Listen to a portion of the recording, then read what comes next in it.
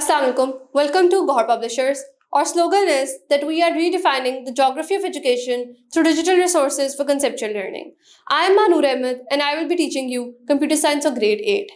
Dear students, आज की video में भी हम अपनी कंप्यूटर साइंस की बुक के जिस यूनिट को डिस्कस करेंगे that is unit number 6 digital citizenship. आज से पहले तक हम देख चुके हैं कि बेसिकली एथिक्स क्या होते हैं और उससे रिलेटेड डिफरेंट इश्यूज क्या हो सकते हैं।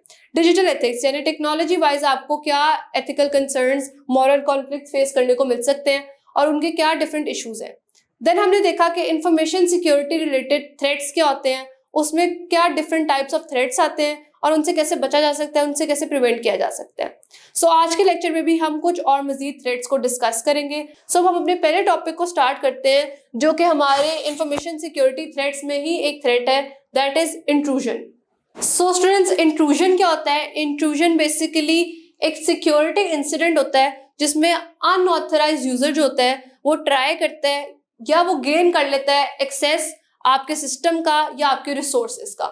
अब एग्जाम्पल ऑफ इंट्रूजन में आती हैं आपके मालवेयर अटैक्स, जिसमें आपका रैंसमवेयर अटैक भी आता है जो हमने पहले पढ़ा है, अनऑथराइज्ड एक्सेस की अटेम्प्ट्स करना, इसके अलावा डीडॉस अटैक्स जो कि distributed denial of service attacks होते हैं, destruction of cyber enabled equipment या अनइंटेंशनल एम्प्लॉय सिक्योरिटी ब्रीचेस करना, अनट्रस्टवर्दी यूजर इनसाइड और आउटसाइड द ऑर्गेनाइजेशन आपके जो कि आपके डाटा की इंट्रूजन में, उसके लीकेज में, सिक्योरिटी ब्रीचेस में हेल्प करें, या सोशल इंजीनियरिंग अटैक्स जिसमें फिशिंग अटैक्स आते हैं, स्मिशिंग अटैक्स आते हैं। अब इंट्रूजन को बेसिकली कैरी आउट किन 3 फ्रीक्वेंट प्रैक्टिसेस से किया जाता है हम वो देखेंगे, और किस तरह हम इंट्रूजन से अपने आप को प्रिवेंट कर सकते हैं, बचा सकते हैं, हम वो देखेंगे।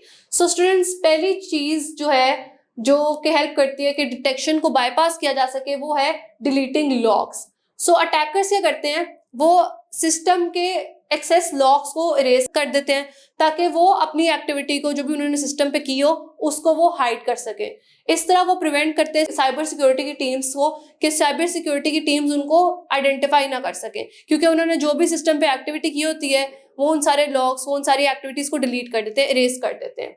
इसके अलावा वो क्या करते हैं कि वो आपके स्टोलन डेटा को इनक्रिप्ट कर देते हैं, यानी कि वो लॉक कर देते हैं, इनक्रिप्ट कर देते हैं आपके डेटा को जो उन्होंने स्टील किया होता है, ताकि इजीली वो रीड भी ना किया जा सके और उसको डिटेक्ट भी ना किया जा सके कि कोई डेटा लीक हो गया या स्टील हो गया है। इंस्टॉलिंग रूट किट्स एक और इम्पॉर्टेंट टेक्निक जो वो फॉलो करते हैं ताकि वो अपनी डिटेक्शन को और सिक्योरिटी के सिस्टम्स को बाईपास कर सके, वो है कि वो इंस्टॉल करते हैं रूट किट्स को। रूट किट का प्रोग्राम जो है बेसिकली अलाउ करता है हैकर को कि वो आपके कंप्यूटर पे हिडन नहीं बैठा रहे, कोई इसको आइडेंटिफाई भी ना कर सके और वो आपके कंप्यूटर को कंट्रोल कर सके, उस पर डिफरेंट एक्टिविटीज परफॉर्म कर सके। अब हम इंट्रूजन से प्रोटेक्शन कैसे कर सकते हैं, अपने आप को प्रिवेंट कैसे कर सकते हैं, बचा कैसे सकते हैं, वो हम ऐसे कर सकते हैं कि check and monitor computer logs often, यानी कि कंप्यूटर लॉग्स को, कंप्यूटर पे जो भी एक्टिविटी हो रही है उसको ऑफनली चेक करो, रेगुलरली चेक करो, ताकि कोई भी ऐसी मैलिशियस एक्टिविटी जो आपके कंप्यूटर पे परफॉर्म हो रही है आप उसको आइडेंटिफाई कर सको।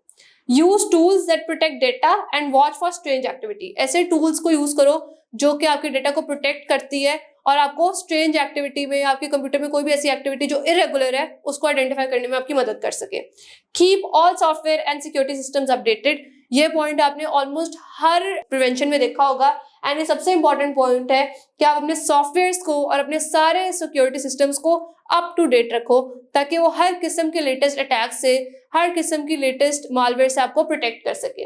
Teach employees to spot suspicious behaviour और ईमेल्स, अपने एम्प्लॉयज को टीच करो, उनको वेल इन्फॉर्म्ड रखो ताकि वो सस्पिशियस बिहेवियर्स को या सस्पिशियस ईमेल्स को, सस्पिशियस एक्टिविटीज को आइडेंटिफाई कर सके। सो स्टूडेंट्स, नेक्स्ट टॉपिक हमारे पास आता है copyright.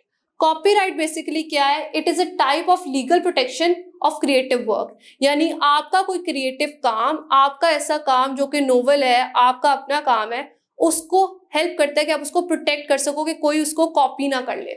So it gives the owner the exclusive right to copy, to share और sell their work for a certain amount of time. For example, मैं हूँ और मेरा कोई काम है तो ये कॉपीराइट मुझे एक्सक्लूसिव राइट देता है कि मैं उसको कॉपी कर सकूं, उसको शेयर कर सकूं या मैं उसको सेल कर सकूं for a certain amount of time.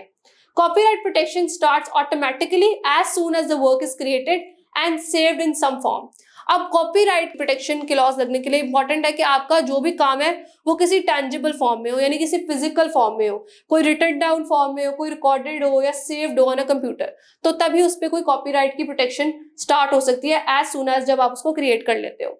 Example of thing protected by copyright है आपके लिटरेरी वर्क्स, आपकी पोइम्स, आपके नॉवेल्स, स्पीचेस और सॉन्ग्स, इनको आप कॉपीराइट कर सकते हो, प्रोटेक्ट कर सकते हो। कंप्यूटर का आपका कोई भी कोड आपका, देन आपकी प्लेज, मूवीज या टीवी शोज, इनको कॉपीराइट कर सकते हो। Art like pictures, sculptures and building designs, इन पे आप कॉपीराइट का एक्सेस ले सकते हो। What rights does copyright give? आपको क्या राइट देता है कॉपीराइट? ये ओनर को स्पेशल राइट देता है कि वो कंट्रोल कर सके कि उनका काम किस तरह यूज होगा, जिसमें आता है कि आपके काम की copies, make copies of your work. Owner के पास ये राइट होता है कि वो अपने काम की कॉपीज बनाए, चेंज द वर्क और make new things from it, इस काम को अपना चेंज कर सके, उससे कोई नई चीजें बना सके। ये ऑनर को ये राइट देता है कि वो अपने काम की कॉपीज को सेल कर सके या कोई उनसे वो काम बोरो कर सके। Perform the work in public like in play और कॉन्सर्ट और movie, show the work in public, यानी अपनी पेंटिंग या अपनी फिल्म पब्लिकली शो करना। Play sound recordings for people using digital audio like music over the internet. So students, next topic है हमारा plagiarism. Plagiarism basically ये होता है कि आप किसी और का काम, किसी और की चीज, किसी और ने कुछ भी लिखा है उसको कॉपी कर लो और प्रिटेंड करो कि वो आपका अपनी चीज है। फॉर एग्जाम्पल स्कूल लेवल पे आप सोचो तो आपके फ्रेंड ने कोई असाइनमेंट की है, आपने उसकी वो assignment as it is copy कर ली है और आपने सबमिट करा दी है एंड प्रिटेंड किया है कि जैसे आपने काम खुद किया था। तो बेसिकली इसको प्लेजरिज्म कहा जाता है कि किसी काम किसी और का, लेकिन आप उसको सबमिट करा दो कि ये मेरा अपना काम है, ये कह के आप सबमिट करा दो।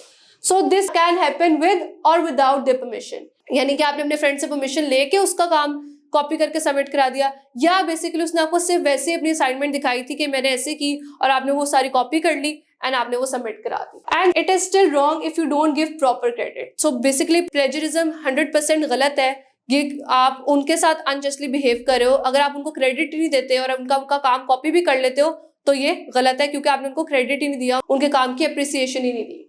Plagiarism includes all type of work, written, printed, online, whether published or not। अब इसमें वर्क का टेंजिबल फॉर्म में, फिजिकल फॉर्म में होना जरूरी नहीं है, ये हर तरह के वर्क पे इंक्लूड करता है, चाहे वो रिटन हो, चाहे वो प्रिंटेड हो, चाहे वो ऑनलाइन हो।